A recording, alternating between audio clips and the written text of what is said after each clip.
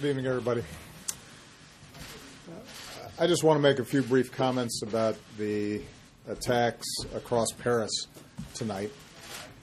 Once again, we've seen an outrageous attempt to terrorize innocent civilians.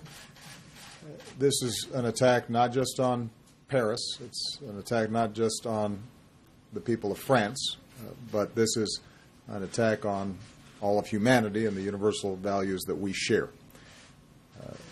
We stand prepared and ready to provide whatever assistance that the government and the people of France need to respond. France is our oldest ally. The French people have stood shoulder to shoulder with the United States time and again. And we want to be very clear that we stand together with them in the fight against terrorism and extremism. Paris itself represents the timeless values of human progress. Those who think that they can terrorize the people of France or the values that they stand for are wrong. The American people draw strength from the French people's commitment to life, liberty, pursuit of happiness. We are reminded in this time of tragedy that the bonds of liberté and égalité and fraternité are not only values that the French people care so deeply about, but they are values that we share.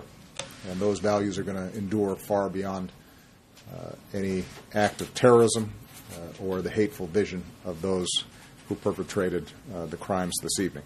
We're going to do whatever it takes to work with the French people and with nations around the world to bring these terrorists to justice and to go after any terrorist networks that go after our people. We don't yet know all the details of what has happened. We have been in contact with French officials to communicate our deepest condolences to the families of those who've been killed, to offer our prayers and thoughts to those who've been wounded.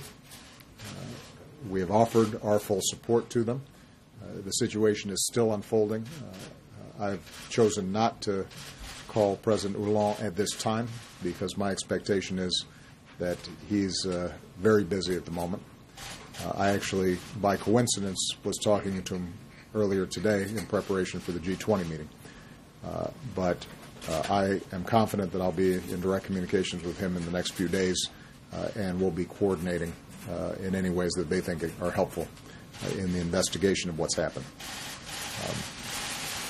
This is a heartbreaking situation, and obviously those of us here in the United States know what it's like. We've gone through these kinds of episodes ourselves.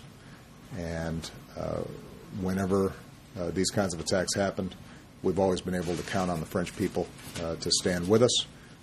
They have been an extraordinary counterterrorism partner, and we intend to be there with them in that same fashion.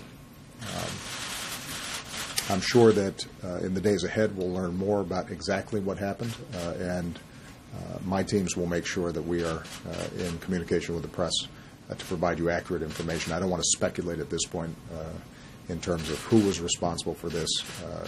It appears that there may still be live activity and dangers that are taking place as we speak. And so until we know from French officials that the situation is under control and we have more information about it, I don't want to speculate. Okay? Thank you very much.